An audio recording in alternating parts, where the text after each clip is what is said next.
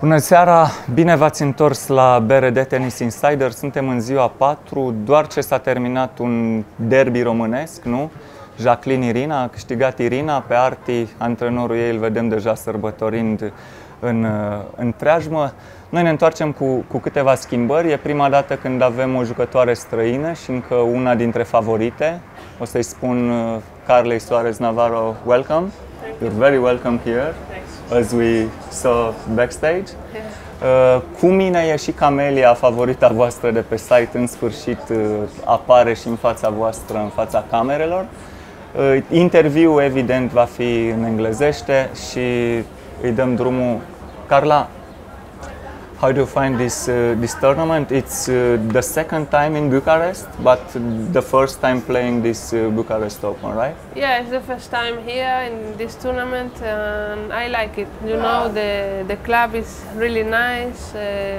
We don't have too many courts, but the courts are really close to the crowd. I think this is really good for them. And I really enjoy every time when I go on court, and I feel really good here. We have good weather, so yeah, very it's good fine. weather. Yeah. You're accustomed to the weather in Barcelona, so yeah, it's quite similar now in July. Yeah. But do you manage to see the city? Is the second time for you in Bucharest? Well, not really. Also, when I'm in the hotel, I prefer to rest. Stay there, but the things that I see when I come here is really good, really nice. A lot of people in the street, in the city, so it's a good city. Okay, so tennis-wise, how do you feel? Everything according to plan? 2 good matches? Yes, at the moment, yes. You know, every match that I play here, I won in 2 sets, and this is positive to me. You know, the tournament will be tough, and every match is tough. So if I spend less time on court, it's better for the future match. So I feel good for the moment. We don't know your next opponent, but we do know, and we know her very well, your last opponent, Gabriela Ruse. She's next, actually, in the studio. What can you tell us about her?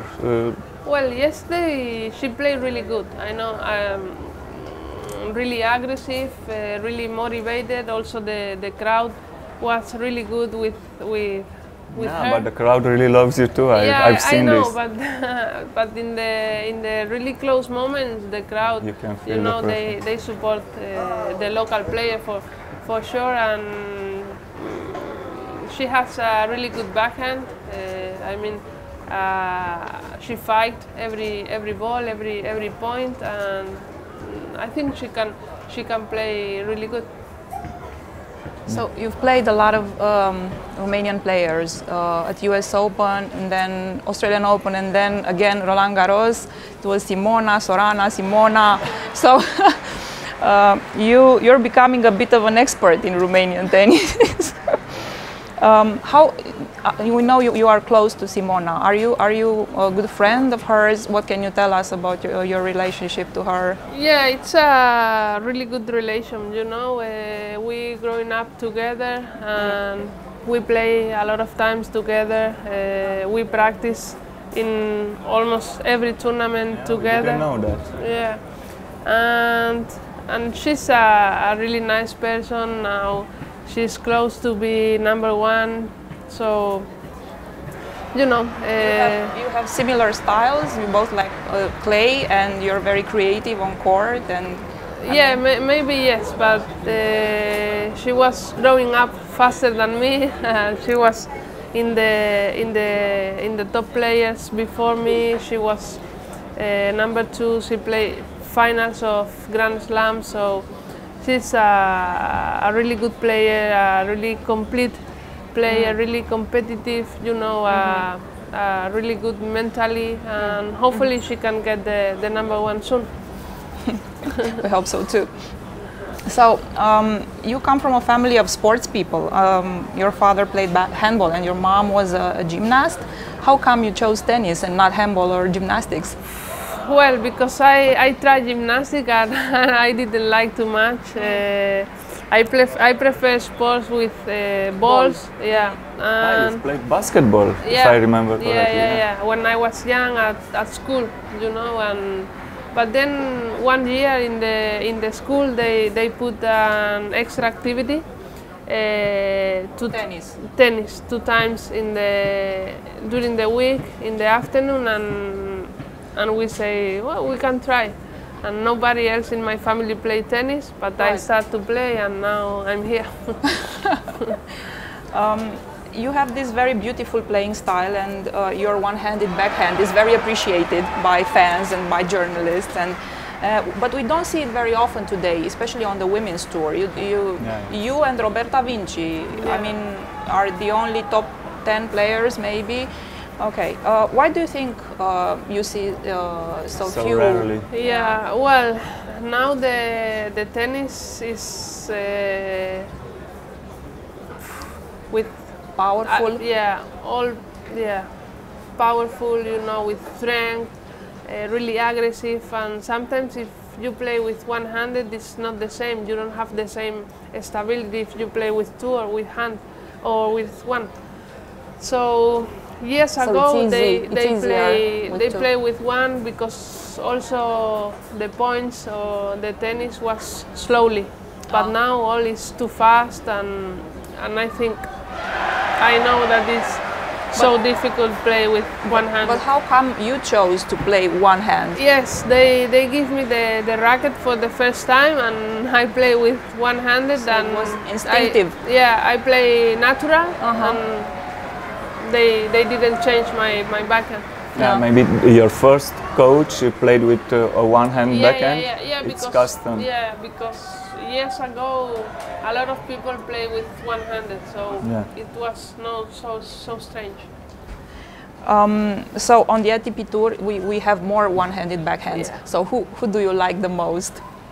Well, it's tough. It's tough because they have all different backhand. Yes, but it's quite different technique. Yeah, I mean one of the most beautiful is the Royer backhand. Yes. But for me the Gasquet or Babrinka, it's the more powerful, maybe. And they play so natural down the line. No? And for us, they can switch direction. Down the line is more difficult, but well. They all have a really good backhand. They are in the top. They won big tournaments. So. But you've said enough about the advantages of the two-handed backhand. What are the main reasons for a child to adopt a one-handed backhand? What's your advantage playing? Maybe I can more angles. I can open more angles, or I can also slice a little bit more better. often and better. Yeah. But I don't know exactly which one has more. If you're my coach now and I'm a little child, well, how is the tennis going?